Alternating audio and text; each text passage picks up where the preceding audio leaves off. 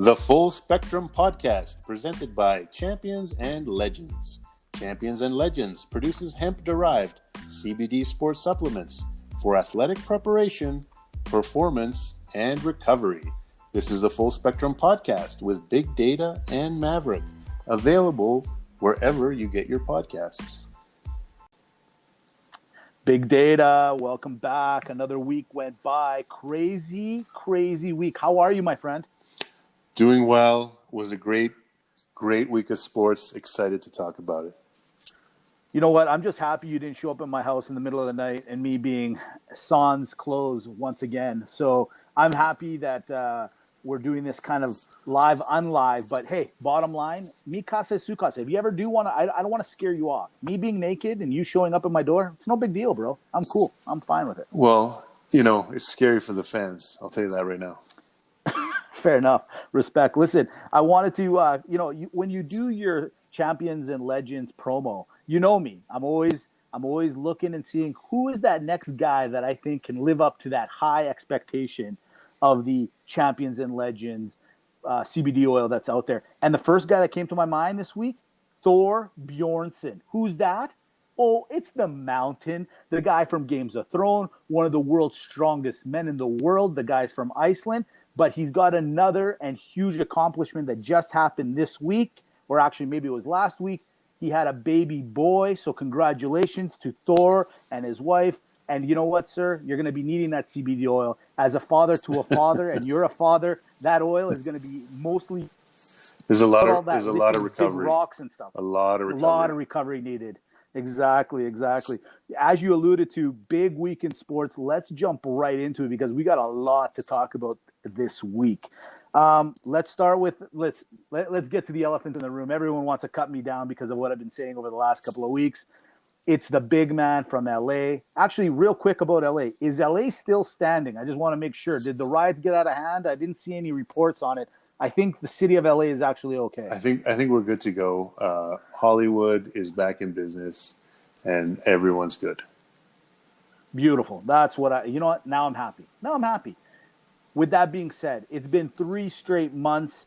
The guys from LA, the NBA, everybody stuck in Disney World. I mean, there could be worse places you're stuck, but bottom line, these guys didn't do anything. They were stuck in there. They were ordering Amazon every day, ordering wine, ordering fish to feed the pond so they can do something to pass their time after playing basketball. And it's finally happened. The LA Lakers pulled it off in a 6-game series, knocking off the Miami Heat. Ladies and gentlemen, LeBron James has done it. He brought title back to LA. Big Data, I got to ask you right off the bat, does this solidify LeBron as the GOAT now that he's got number 4? Well, he's getting a lot closer. This is a huge accomplishment. Title number 17 for the Lakers. I'm going to give you some LeBron stats from the playoffs, as I know you love them. You know I love it. This is his age 35 season. He's actually almost 36 years old already. Here's the stats. So basically, we've said in the previous weeks, an NBA game in the playoffs is about, close to 100 possessions a game. And, LeBron plays a lot of minutes. So I'm going to give you his per 100 possession stats in his age 35 season really quick. 37.2 points, 14.5 rebounds, 11.8 assists, 1.7 steals, 1.2 blocks, 37% three-point field goal, 56% field goal overall. And here's a big number, 30% usage rate. So 30% of the time he is basically putting the ball in the basket or getting someone else to put the ball in the basket. Huge statistics, especially for his age. It's almost unprecedented. We talk a lot about Jordan versus LeBron. I'll give you someone else here who is actually maybe a better comp for LeBron right now. One Kareem Abdul-Jabbar. Oh. Now, I'm listening. So now LeBron, he's putting together a Kareem-like career in the fact of dominance and longevity. Let me give you Kareem's stats when he was 35 years old. We're talking the 1983-84 season, and in those playoffs, Now, this is just his averages, but he averaged 24 points a game, 8 rebounds, 4 assists. So, that was a dominant player. Sure, then he was on the Lakers. He had lots of other players to share the ball with, so his stats weren't quite as popping. But, I mean, LeBron, his stats are just phenomenal. Doesn't matter if you were 24 years old, 29 years old, but at 35 years old, to have that kind of usage, to have that kind of performance, it's really staggering. So he just got a lot closer in the GOAT debate, in my opinion. Well, here's my thing, and I don't want to be a hater. I don't want to be that guy. Okay, but I'm going to just say a few things to try to make it fair down the line. There's no debate that I'm a Jordan enthusiast, that I'm more on the Jordan side. And here's kind of a reason why. When you're talking about having won his 4th championship, hey, man, congrats. That's an amazing accomplishment. On top of the fact that, the Clippers, for example, were built to knock him out specifically. Even though we never got to actually see that, there was teams literally gunning to knock LeBron out. So you got to leave that on there saying, okay, there's teams literally gunning for LeBron. But here's my thing. You're still 4 out of 10. You've gone to this championship 10 times, and you've only won it 4. If my son comes home with a 4 out of 10 on his report card, I'm not going to be a very happy guy, okay? Now, do I expect him to have 100%? No. I mean, even at 60, 70, 80%, I would be okay with it. If LeBron ends up his career with a sub-500 record when it comes to the finals, I got to take that into account. I just do. But here's where I'm going to give him a lot of accolades. At the age of 37, this guy looks better than he ever has. He's playing the Miami Heat, and those guys looked absolutely exhausted. And with all due respect to them, you guys are playing in the same series. You're just as tired. They're just as tired as you are. And you guys, and LeBron's running as though he's a marathon runner. LeBron looked like he could run another 10 laps. No problems. And that's where I'm giving LeBron a lot of credit. Like, this guy, he was up for it. I don't like the fact that he gives up the last shot, but, you got to do what you got to do on certain situations. But when it really comes down to it, and we'll see what happens, I'm still on the board about the 4 to 10 is never going to win me over, man. I'm sorry. It's not about the champion. It's just that now it's that ratio, 4 to 10. That's 40%. So I'll give you something that'll put it in a bit more perspective. Because, honestly, if your son goes to 10 straight spelling bee championships and he wins 4 of them, I mean, you're gonna be pretty happy with him. I'll be okay, but I'll be like, why'd you lose 6 though? You still lost more than you won. That's the thing. But to put it in perspective, though, he's almost played in as many finals as Michael Jordan played in actual seasons. That's a good point. I'll give it to you. You know what? And this is why I love this debate to some degree, because it's really never ending, right? Like, it's never. And I'm not saying that you have to have more championships or you have to be at 100%. But those numbers that Jordan has, they're hard numbers to go against. They really are. And here's another thing. This title is the COVID title. It's the COVID championship. Do you think that's going to play a role in people's discussions going forward? Will that asterisk, quote unquote, on this trophy mean any less? I think the opposite, actually, based on just the, mental challenge of being in that bubble for that long. The Lakers were there the longest. I think it's actually going to come out as, even though we talked about the lack of travel and how they played better because of the rest, I think mentally it was probably the toughest championship to win, and I think historically it's gonna look good for LeBron. So what you're telling me is maybe we give this 1.5 championships. So his ratios just went up. Maybe you might have just changed my mind, Big Data. It's close. It's I'm the biggest Jordan stan out there. So true. No, it's fair, and I like it. And as much as I love Jordan, I know people think I'm trying to hate on him. I'm not. I'm trying to find a reason, but they're hard. These arguments are tough because, look, 100%, 6 for 6 in the championships, game-winning shots. The guy's unstoppable. Then you watch his, documentary that gets you all juiced up again. Sold the most amount of shoes. Then you have LeBron, and he's got his stats and all that stuff. And it's just, I don't know. It's a little overwhelming on the Jordan side. It's a little overwhelming, So there it is. From there, let's go to the big talk of the week. It's week 5 in the NFL. And Big Data, let's start off with a little bit of sadness, man. Like, it doesn't matter if you're a huge Cowboys fan or not. What happened on Sunday was it was gut wrenching, man. To see what happened to Dak, the way his leg planted into the ground, and he ended up snapping his leg, compound fracture, dislocated ankle as well. Pretty gruesome. What were your thoughts on watching Dak and playing against your Giants? You love the Giants, so try to be fair if you can for a second. It was absolutely horrible. You hate to see it. Unfortunately, these things happen against the Giants quite often. We had the Joe Theismann leg snappage, if you remember that. Well, that was an intentional but one. I mean, Lawrence Taylor was a machine. I mean, that was different. That was a little different. But yeah, no, like everybody else, I felt horrible for him. Hopefully he has a decent recovery and he can get back out there. But for Cowboys fans, really, they do have the best backup quarterback in the NFL. And Andy Dalton came in throwing darts. He was 9 for 12, 111 yards. He threw a touchdown, albeit against a pretty terrible Giants defense. But he was ready. He made it happen. And frankly, I think, this doesn't change all that much for the Cowboys because they'll just run a little bit more, which might actually be better. Yeah, they might not be able to score 40 points a game like Dak did. So it is not as good, obviously, as having Dak. But, I mean, it's good enough. You should be able to win with that offense, especially the NFC East with Andy Dalton in that offense. So Cowboys fans should be sad because it was looking to be like a historic offense. Now they just have an okay offense, but they should still be able to get to 8-8 and, win this pathetic division. Well, it's funny you say that because the Red Rocket, I mean, a lot of people cut Dalton down because he was on the Bengals. And over the last couple of years, they've been pretty pathetic. But this is a guy that actually took the Bengals to five playoff appearances as well. He's no slouch, and I agree 100% with you. Probably the best backup in the league.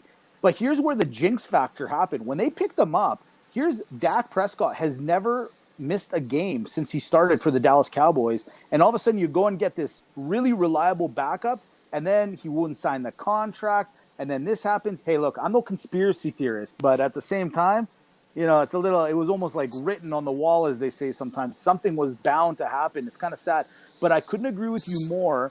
I think this is just going to make Dallas realize how important it is. You got Zeke back there, man. Use him, run the ball a little bit. It's not a big deal.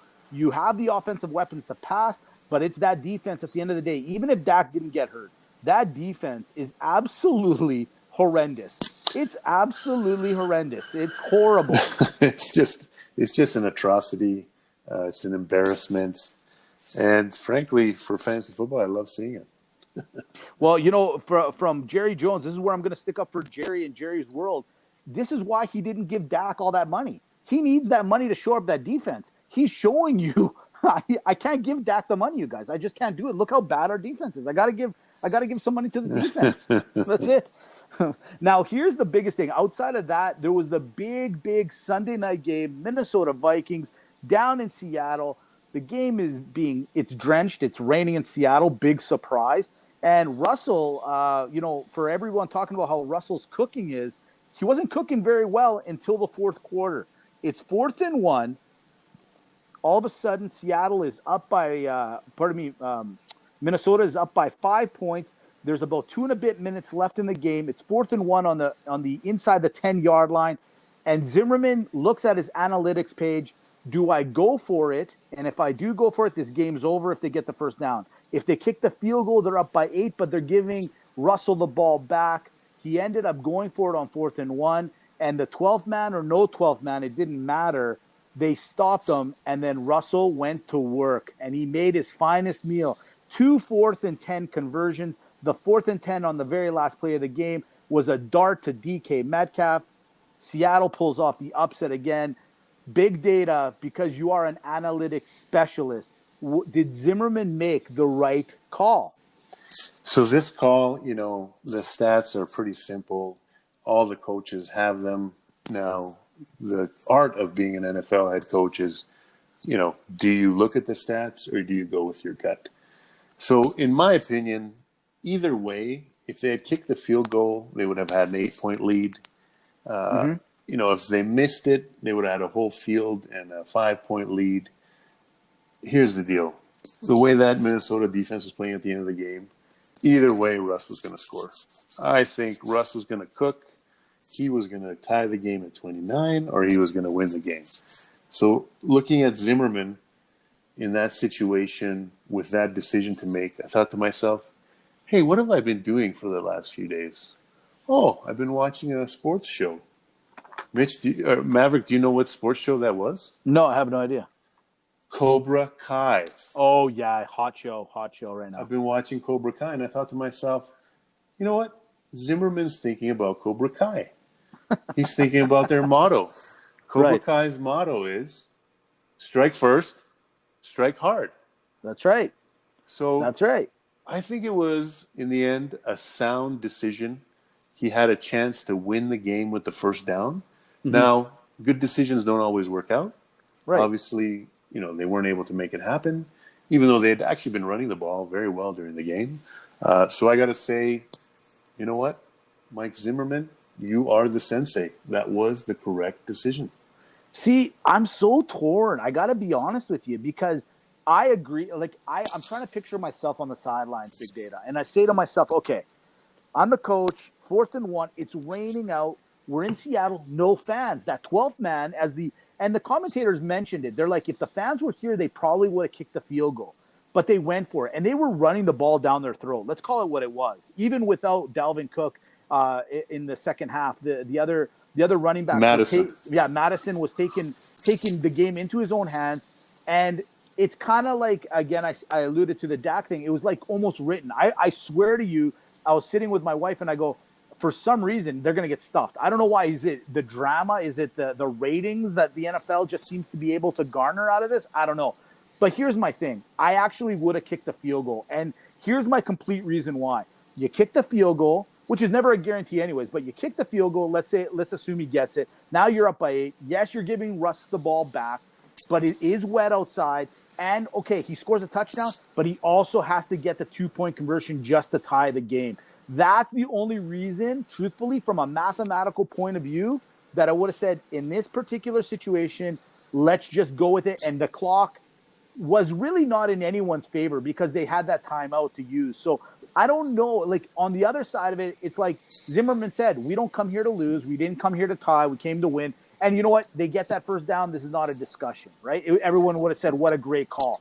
But he didn't. And you know what? Russell Wilson right now, for anybody that says, well, it's Mahomes or it's Aaron Rodgers, no. It is Russell Wilson, true, straight 5 games in, MVP of the NFL, best player in the NFL is on top of it. He's a stud. Again, I think the Vikings would have lost either way. If Russ was just torching that defense, I'm very confident he would have tied the game. And, if that game went to overtime, there was no chance of the Vikings winning it anyway. So, you know what? The best odds are when you have the control, go for it, try and win the game. But, hey, it doesn't always work out.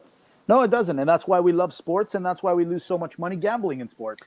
And I don't want to talk about it. So from neither do I. Let's go to pump and dump. Big Data, give it to him. Again, let's keep talking. The top QB in fantasy, Russell Wilson. So he passed, obviously, Dak didn't finish the game. He was number 1 last week. Russell passed him. Patrick Mahomes, apologize to his mother. He went into second place, and Dak's, unfortunately, down to third place. But I want to talk about a bottom QB today. Yeah, go ahead. Someone who came back. They were injured, but man, did they put up a stinker and actually got replaced. 49ers own Jimmy Garoppolo. Way to go. Can I just say one thing about Jimmy G? I have said this from day one. The minute they gave that guy like $120 million, that guy literally was the highest paid quarterback at one time. For shame, NFL. For shame, 49ers. Giving this guy money. What? He didn't do anything. He didn't do anything. And you know what? I don't want to see anyone do bad, but am I that surprised? No. Sorry. I digress. Go. I apologize. So running back, same guys. Consistent at the top. Kamara, Cook, Jones. And Love it. that's it. Like, no one else is even in the conversation. Yeah. Another 49er as the bottom running back. I have him in one of my fantasy leagues. Put up a bagel. Jerick McKinnon. Ouch. McKinnon, you know what? Outside of flying high on the sidelines, that guy is not really doing much. He will not run between the tackles, that guy. So between him and Jimmy, you got to drop these guys, Big Data. You got to drop these guys. I don't know what you're doing. And McKinnon was dropped by millions of people today in fantasy. Good. Wide receivers, the top guys almost the same, but there's a new entrant in the top three. So Calvin Ridley's still first somehow. DK Metcalf with his huge game is actually third now. Can I say something real quick? What a stud that guy is. Stud. 2 4th and 10s. Catches that 4th and 10 in the, right around the 50-yard mark. Beautiful catch. And then the way that touchdown catch he gets from Russell, he had to fight for that ball a little bit. What a great play. This kid is the real deal, man. I like this guy. He's a man-child. He is a man-child. Sorry. But swooping into second place out of nowhere, Adam Thielen. You know what? That guy he's good, man. Underrated. I don't know what it is about him. Is it because he plays Minnesota? He's got Kurt throwing the ball? I don't know. But Thielen's always up there. Good for Thielen. I like Thielen. And one guy who didn't swoop into anywhere, who's been actually had not a bad game on Sunday, but super disappointing season so far for week 5. Cleveland Browns, Jarvis Landry. That dude is always going to play second, maybe even, dare I say, third fiddle to Odell. The guy just he has a game where he shows some bright lights, and then he just goes running into the field later. Like, I don't know what's up with that guy. All over the place. They don't even let him play the fiddle right now. That's how out of it He's playing the spoons. Yes. I believe that's the national instrument in Cleveland, the spoons. Yes. It's working out well for them. It's really working out well. Tight ends, we got same thing, Kelsey and Andrews. And even with a bye week, Tanyan is still the third best tight end. What? And here's one. You're not going to be expecting this one, the bottom tight end this week. I'm throwing it out there. Taysom Hill. Oh. Who's technically a tight end in fantasy. You're expecting some good points from Taysom Hill. I thought I was going to get a little more out of him, but he's been utilized. Yesterday he ties the game in Monday Night Football, but you know what? He's not catching the ball. They're still putting him in that weird, formation where he's basically playing backup quarterback, and so I think the tight end thing is just a title. It really doesn't define him. Oh no, it doesn't. No. And you know what doesn't define him either? Yeah. Getting points in fantasy. That's it. That's right. He's making it happen. I love it. Those are some good hits. I like it. Just give you one more here. Yeah, please. Top defense. The Colts have been replaced. Back to the Ravens with a dominant performance against our favorite here, or one of our favorites, Joey Burrow, and the Cincinnati Bengals. Weren't you a little disappointed? I was actually thoroughly disappointed in Cincinnati's play this week. I thought they were going to give the Ravens a slight punch in the face. They didn't even kick them in the shins, man. That was a horrible fight, horrible game. Very disappointed in the Cincinnati Bengals this week. Didn't even show up. And then, we won't really bag on them much anymore. Still the worst defense through 5 weeks with only one fantasy point in total. America's team, the Dallas Cowboys. Well, man, it's all. And and the kicker. Who cares? Again, the kicker thing, I don't know why you keep bringing it up. We're never going to talk about the kickers unless the kickers do something extraordinarily well and deserve. They don't listen. Yeah. Kickers don't listen. You have to tell them. They're, everyone else is practicing. They're selling stocks on their phone. They're ordering from Amazon on the sidelines. They just don't listen. So we got to tell them. I am a fan of that punter on Seattle, though, Dixon. That guy can boot the ball to the moon. Like that guy. All right. Anyways, from there, we got a new little segment. It's called Quick Hits. What we do, we're just going to go around the world of sports and entertainment and tell you, hey, what happened this week? Because I'm telling you, there's something happening every single day. Let's start with a little college football. We are going to talk about it more and more as the weeks keep coming on to us. I'm going to give you the top 5. Right now, it's Clemson, Alabama, Georgia, Notre Dame. And at number 5 in the AP polls, I was actually quite surprised, but not surprised. It's Comic Book George, a good friend of ours, North Carolina Tar Heels ranked fifth in the college football, not basketball, top 25. A couple of strays. It's the CEO's favorite team, so we had to bring it up, or I would have been fired today. It's the Oregon Ducks. And hey, props to Justin Herbert. Great game yesterday on Monday Night Football, showing the world that you are for real. And then number 25, it's you, USC. You're back. The Trojans, big data, are back. Oh, yeah. LA's having a good week with the Trojans back on top of the Lakers. I'll tell you what, though, Maverick. Mm-hmm. You know, it's been this way for a long time. It was like in the NBA when Cleveland and Golden State were playing each other every year. Really, the whole season, it's super exciting. I love watching it. It doesn't matter to me, who's playing who. College football is always great. But it comes down to Clemson and Alabama. They're the two powerhouses. The rest of the games, they're great, they're entertaining, but frankly, they're meaningless until these two behemoths meet each other. Their offenses are dominating so far. Just give you just some really basic stats because, not much has happened so far. Clemson, 42 points per game. Alabama, 45 points per game. Clemson, 496 yards of offense per game.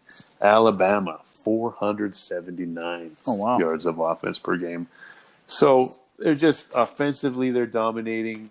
Clemson's defense has actually looked great so far. Alabama's surprisingly not looking as good as usual. Not too surprising. Early in the season, sometimes their defense is a little off. But their offense is on fire. They had so many points and yards last game. It was stunning.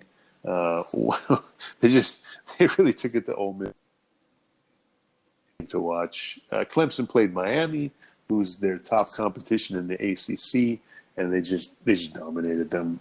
They made them look like, nothing like the Hurricanes that we're used to in the past. So, those two teams again. It's going to take a miracle for them not to, unless Ohio State has something up their sleeve later this season. I can't see anyone getting in the middle of their championship party. Well, it's hilarious. Ohio State, having not played one game, is ranked 6th, and you got BYU, who's undefeated, and they're ranked 15th. So just to show you that your name does play and where you play and what school you go to does actually count in this world. From there, let's go to Miami. Big news came out of Miami this week. It's you, Governor Ron DeSantis, approving 65,000 people can now attend the Dolphins game. Because, hey, you know what? You can. Why not? The Green Bay Packers came out this week and said, guys, I don't think we're going to let anyone in. But Miami said, nah, forget it. 65,000. We'll see you in a couple of weeks, Dolphin fans. Thoughts on that? I heard the Dolphins, they're just going to put a giant mask over the whole stadium, and they said that's good enough. That's a great idea. Big data. That is a fantastic idea. I love it. Just everyone walking around as though, I love it. From there, let's jump over to Formula One. We told you we're going to talk a little bit about everything. The greatest driver of all time, in my eyes, was always Michael Schumacher. Well, guess what? He finally has somebody that we can compare him to. It's you, Lewis Hamilton. He just tied Schumacher for 91 wins all time. That's an accomplishment in itself. Quick little story. 2001, I'm in Germany, and every newsstand, every single newspaper magazine had Schumacher's face. Like this guy, back in 2001 and even a little bit before, it was him and Tiger Woods. Big name. We don't put enough exposure on the F1 stuff, but man, that's pretty neat. Hey, you're missing their other buddy. Which one? Roger Federer was in that party too. Oh, you know what? True that. And actually, great segue into what I wanted to say next. Rafael Nadal. He won his 13th French Open. He's now got 20 Grand Slams. He's tied for Federer.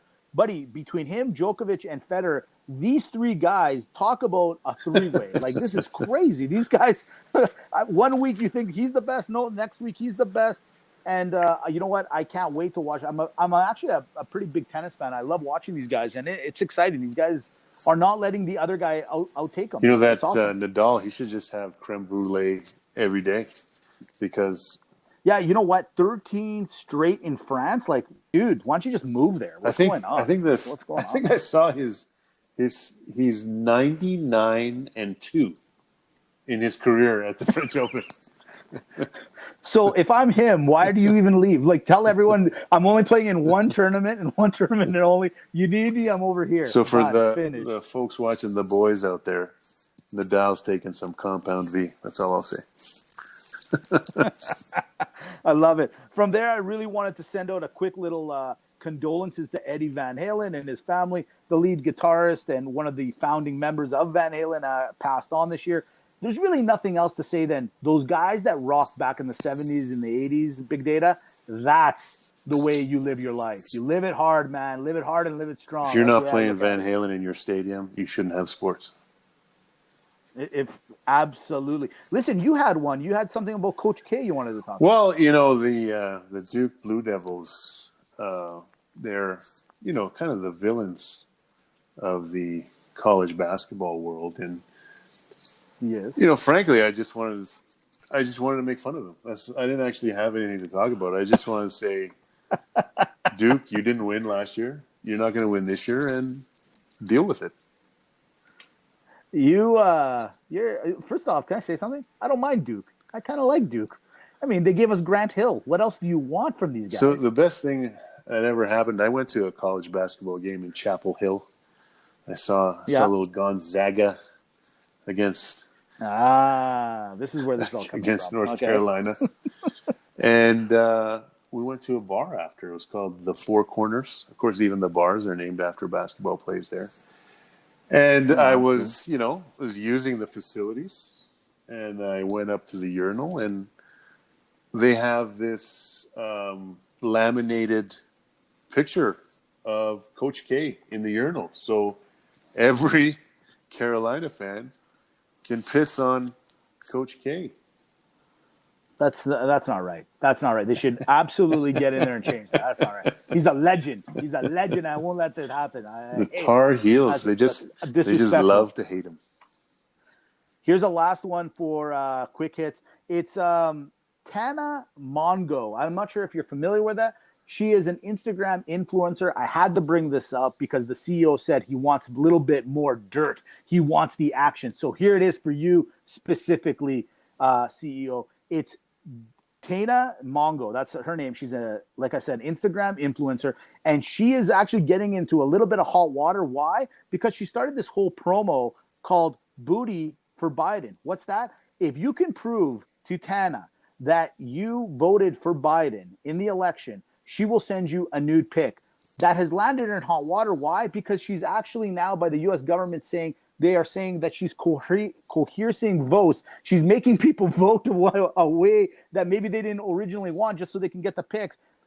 Big Data, do you stand by Dana? I think I got to stand with Dana. If Dana has something to offer to the clients, it's a capitalist country. She's offering booty for Biden. All I got to say is they need to investigate if she's Russian. That's all I have to say. That's a great goal. I'm going to look into it. The way she spells it, it could be Russian. You're absolutely right. There it is. That's your quick hit of the week. Let's go on to something called the Great Debate. We've had champs versus chumps. We've had legends or losers, and we're going back to the Great Debate. Why? Because this week, the New York Yankees ended up losing to the Tampa Bay Rays. The Lakers obviously won, and the Dallas Cowboys had their own headlines for obvious reasons. But why do I bring up all three of those? Because they were all relevant in the headlines this week. So it makes me wonder, and I got to ask the Big Data, who is the most overrated team in America? The Yankees, the Lakers, or the Dallas Cowboys? I'm going to have to go with your New York Yankees. Really? Haven't won a title since 2009. Spend the most money in baseball, or at least in the top three every year. They lost to I think Stanton makes more than the entire Rays baseball team. I think you're right, actually. And they lost to the Rays. The fans are, and New York, please listen, we love you. The fans are incorrigible. Be careful. They love their Yankees so much. There's all the history, but you know what? They're just not getting it done anymore. You know what? You kind of convinced me. I was actually listen. The Lakers are driving me mad, but respect. They won the championship, so I can't say anything. They backed it up. Then I was gonna say Cowboys for sure. That was actually my initial pick. I was gonna say Cowboys. They're the ones. Look at Dak. He breaks his leg. Where 3 weeks ago everyone was mad at him because he didn't take that guaranteed contract. But now that you drop that date on me and drop those stats, you're right. They haven't won since 2009. They got all these high, crazy price players. They've been, shore up their pitching with big talent, and you're right. And they still can't beat the little lonely Tampa Bay Rays. You're right. You're right. It's the New York Yankees. They are the most overrated team in America. There it is. There it is. Listen, everyone, thank you so much for listening to the Full Spectrum podcast. We are pumped to have you on. Big Data, you got anything to tell the people? Again, we're on all the platforms, Apple Podcasts, Spotify, wherever you listen to it, we're there. Appreciate you listening, appreciate the downloads, and this was fun. This was fun. And by the way, one little last thing. Tuesday Night Football, I didn't mind it so much. Kind of liked it, NFL. I'm wondering if something's planted in the COVID water over there. Keep it coming. Keep it coming. Keep it coming. All right, everyone. Have a great week. Talk to you soon. Champions and Legends produces hemp-derived CBD sports supplements for athletic preparation, performance, and recovery.